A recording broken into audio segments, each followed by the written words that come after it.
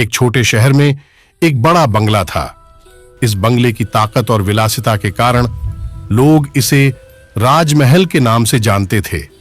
लेकिन एक दिन राजमहल के नीचे स्थित एक फ्लैट में अचानक गांव के लोगों के बीच एक अजीब अफवाह फैल गई।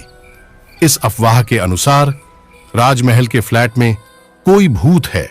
यह अफवाह तेजी से फैल गई और बड़े-बड़े बातों में लोग फ्लैट से दूर रहने लगे। फ्लैट के मालिक भी इस अफवाह से परेशान थे, लेकिन उन्होंने इसे ध्यान नहीं दिया। फिर भी एक रात वे अपनी दोस्तों के साथ फ्लैट में रहने का निर्णय लिया। रात के समय जब सभी लोग सो रहे थे, तब एक अजीब ध्वनि सुनाई दी। ध्वनि के साथ साथ दीवारों पर अजीब सी छाया भी दिखाई। उनके दिल डर से धड़क गए, लेकिन वे यह अपने दोस्तों को नहीं बता सके। धीरे धीरे वे भूतों के विषय में बात करने लगे। तब एक दोस्त ने कहा, क्या तुम्हें पता है कि इस फ्लैट की पूरी कहानी क्या है? सबने कहा, नहीं। फिर उसने बताया कि कई साल पहले इस फ्लैट में एक परिवार रहता था।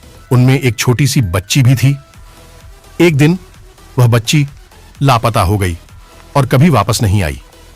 लोगों का मानना था कि उसका आत्मा अब भी उस फ्लैट में बसा है।